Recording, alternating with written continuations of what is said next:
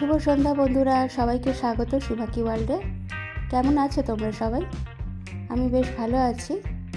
তবে আজকে একটা ছোট্ট ব্লগ নিয়ে তোমাদের সামনে চলে এলাম। তোমরা প্রথম থেকে শেষ অবধি আমার সঙ্গে থেকো, আর সবাই একটা করে কমেন্ট করে লাইক করো। দেখো, এটা আমি দেখাচ্ছি ঢাকুরিয়ায় গিয়েছিলাম সেই দিন, আর ওটা কালীবাড়ির ছবি দেখালাম। আর এটা দেখো, এখানে মৌচাকে সকালবেলায় বেশ তার মৌচাকে দুজনে একটা দই খেয়ে নিলাম, ছেলে আর আমি। দইটা খেয়ে ভীষণ তো গরম পড়েছিল, আর জানি কদিন ধরে ভীষণ গরম, সবাই গরমে কষ্ট পাচ্ছি এবং পাচ্ছ। তো যাই হোক, তারপরে আমরা চলে গেলাম ওখান থেকে রবীন্দ্র সরোবর লেকে। অনেকদিন ধরে যাওয়ার ইচ্ছা ছিল, তো গেলাম। ভালো লাগছিল, হাঁটছিলাম সকালের দিকে, এবং অনেকেই ওখানে হাঁটাহাঁটি করতে যায়। যারা যাও তারা জানো, আর যারা যাও না তাদের সঙ্গে এটা শেয়ার করলাম। চারিদিকে গাছপালার সবুজ, মানে সবুজের সবুজ চারিদিকটা, এতটা ভালো লাগবে না, মনটাই ভালো হয়ে যাবে। তো যে যার মতো, কেউ জগিং করছে, কেউ এক্সারসাইজ করছে, কেউ প্রাণায়াম করছে, কেউ ধ্যান করছে। যাই হোক, এইভাবেই তো চারিদিকে মানুষজন ব্যস্ত, আর অনেক বয়স্ক মানুষেরাও হাঁটাহাঁটি করছিলেন। আর দেখো কি ভালো লাগছে না, এত মানে কি বলবো, এতটা গরমের মধ্যে এখানে দাঁড়িয়ে থাকতে এত ভালো লাগছিল, মানে তোমাদের বলে বোঝাতে পারবো না, ভীষণ ভালো লাগছিল।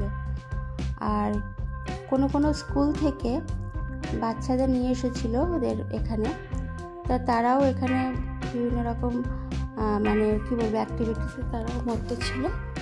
আর এইখানে একটা ভালো জায়গা দেখে প্রথমে বসেছিলাম, কিন্তু ওই ভদ্রলোক প্রাণায়াম বা ধ্যান করার জন্য আমরা ওখান থেকে সরে গিয়ে একটু ফাঁকা জায়গায় গিয়ে বসলাম। কারণ কথা বললে ওনারও তো অসুবিধা হতে পারে, উনি হয়তো নাই বলতে পারেন, কিন্তু উনি নিজের একটা কাজে ব্যস্ত, সেখানে আমি যদি কথা বলি ছেলের সাথে, সেখানে ওনার অসুবিধা হতে পারে। তো যাই হোক, আমরা একটু সরে গিয়ে আর একটা অন্য জায়গা থেকে বসলাম, একটু নিরিবিলি দেখে। সব গাছের তলায় বসেছিলাম তো, ছায়া দেখে আর এতটা ভালো লাগছিল, মনেই হচ্ছিল না সত্যি ঘরে ফ্যানের হাওয়া আর প্রকৃতির হাওয়া, দুটোর মধ্যে অনেক পার্থক্য। এই যে দেখতে পাচ্ছ, এগুলোতে বাচ্চা অনেক ছেলেমেয়েরা এখানে আছে।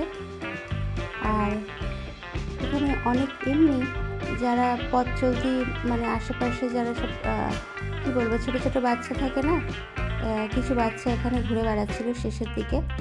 আর আমি তাদের ভিডিও করছিলাম, তারা ভীষণই বুদ্ধিমান। তাদের মধ্যে একটা বাচ্চা মেয়ে বলছিল যে চল ভিডিও করছি, পিছনে তাকাবি না। মানে তারাও বুঝে গেছে যে মানুষ আজকাল ভিডিও করে এইভাবে। তো যাই হোক, এখানে বসেছিলাম। আর দেখো, এই যে এখানে কিরকম জলের অপব্যবহার হচ্ছে, সমানে দেখো জল পড়েই যাচ্ছে, কতটা জল নষ্ট হয়ে যাচ্ছে।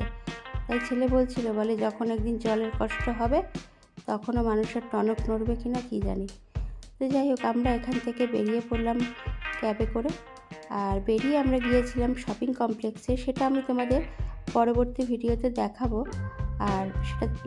আর তারপরে আমরা গিয়েছিলাম সিনেমা দেখার জন্য লেক মলে,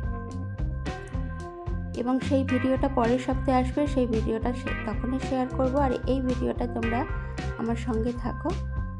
আমরা যখন সিনেমা দেখতে গেলাম, তা ওখান থেকে আমি সিনেমা দেখে যখন ফিরেছিলাম, তখন ওখান থেকে একটা কিনেছিলাম লিপস্টিক। তো যাই হোক, সেটাও পরে দেখাবো। আর এই আমরা মলে ঢুকছি, সিনেপলিসে। মলে ঢুকে সিনেপলিসে সিনেমা দেখলাম টিকিট কেটে।